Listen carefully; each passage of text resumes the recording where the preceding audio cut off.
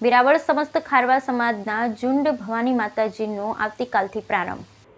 વેરાવળ સમસ્ત ખારવા સમાજના પરંપરાગત ઝુંડ ભવાની માતાજીનો આવતીકાલથી પ્રારંભ। સમાજના અધ્યક્ષ કિશોર કુહાડા દ્વારા મેળો ખુલ્લો મુકાશે। 5 દિવસીય મેળામાં સમાજ તંબુ બાંધીને રહે, ભોજન, રાસ ગરબા, ધ્વજારોહણ, આરતી સહિતનો કાર્યક્રમ યોજાય। ગીર સોમનાથના વેરાવળ વસવાટ કરતો ખારવા સમાજની વર્ષો જૂની પરંપરાગત મુજબ આ વર્ષે પણ સમસ્ત ખારવા સમાજના ચોરવાડ ઝુંડ ભવાની માતાજીનો 5 દિવસીય મેળો યોજાય છે, જેનો આવતીકાલે ખારવા સમાજના અધ્યક્ષ કિશોર કુહાડા દ્વારા ખુલ્લો મુકાશે।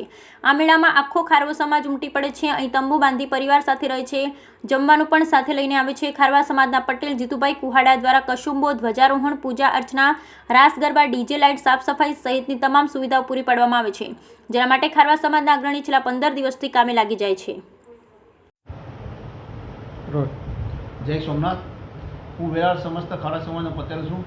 અમારી વર્ષોની પરંપરાગત અંદાજે અમે જે વડીલોનો મોઢે સાંભળીએ કે 450 થી 500 વર્ષથી આપણી ચોરવાડ ઝુંડ ભવાની માનો મેળો કરીએ છીએ ને મને ખ્યાલ છે કે અમે ગાડામાં જે બળદ ગાડામાં જતાં લાઇટે નહોતી ત્યારના અમે જઈએ છીએ ને અમારી આ પરંપરાગત મેળો ચાલે છે અને 13ના દિવસે આનું મેળાનું ઓપનિંગ થશે।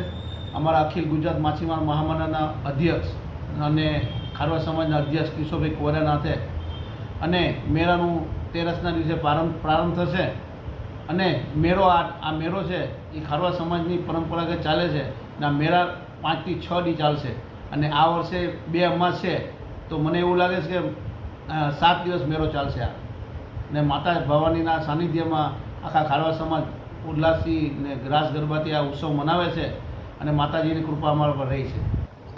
સમાજ દ્વારા અહીંયા પાણીની સુવિધા, સફાઈની સુવિધા, લાઇટની સુવિધા, તમામ સુવિધા અહીંયા કરવામાં આવે સમાજ દ્વારા અને બધાને પ્લાસ્ટિકના ટેન્ટોમાં રહી અને અહીંયા રહે છે બધા છોકરા સહિત બાલ છોકરા આખું પરિવાર અહીંયા રસોઈ પણ અહીંયા બનાવે છે।